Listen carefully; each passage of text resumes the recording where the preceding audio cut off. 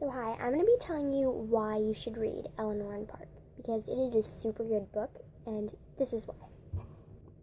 Eleanor and Park. Okay, so let's first start with the character Eleanor, because I guess I liked her the best. Eleanor is a unique character. She has frizzy red hair. She's often described in this book.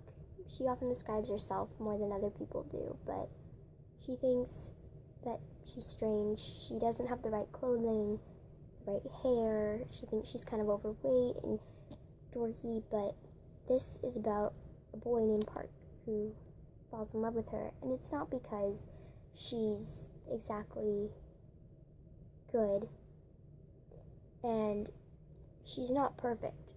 She has an abusive father, and it's not too intense of an abusive kind of thing. It's more of just her life with this boy, but he is an important character in this story, and you'll see as you reach the end. But Eleanor does not have a perfect life. She is more like an art piece, as Rainbow Rowell describes in this book, and she's realistic. She's somebody as a character who at first you find hard to cope with, like, I might not like this character, but, and it's not the way she thinks, it's just the way she is. Like, you're like Park, he perceives her in the beginning as really strange, and he says, he thinks mean stuff about her, but as he gets to know her, she's the best, and that is how I felt after the first 3 pages of Eleanor, listening to her thoughts and who she was. I really liked her because I thought, this is a realistic person. This person is similar to all of us. We all have flaws, and her flaws are really pronounced, and people make fun of her for it, but it pops out at you. It really does, and that is why I really liked Eleanor. And I really want to tell you more about her, but I think I should move on to Park. Okay, so, Park, right here. He was the type of person who was withdrawn. He thought that nobody would ever really like him. He thought, oh, I just want to be normal. I don't want to stand out. Yeah, I want to fit in. That's how most people feel. And when he first saw Eleanor, he thought, oh, this is one of the people who's going to get teased, but he let her sit down on the bus next to him, and he didn't know why he did it. He thought, oh, great, I'm going to get teased for this, and he didn't. It was a personal growth for Park, and I think that if you're not the person who's really weird, and you're the one who doesn't want to be weird, you're okay, you're kind of lonely, your life is just okay. I feel like if that Park is welcoming something unusual into his life, and that's Eleanor. And Eleanor is welcoming someone good into her life, someone who's good for her, and who's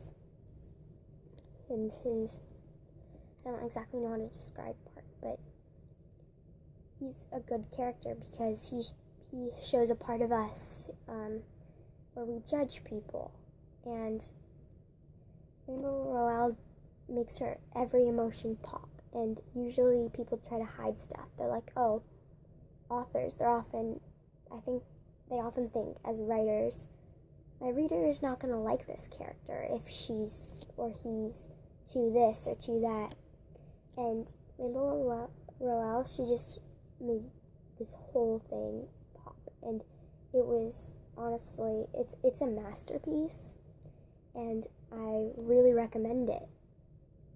So yeah, and I'm going to be talking more about the book and the characters now, and just let me figure out what I need to say.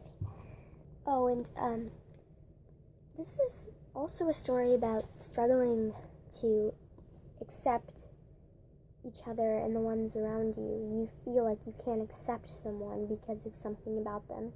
This is a story about how you learn to love someone like that, and I think that's great. And I'm going to read a small part, and I don't want this to be about me reading just certain parts of the book out loud, but I really want to read this one part, because it kind of shows the uncomfortable feeling of learning how to accept someone, but as you go through, you will realize that this book is not like that.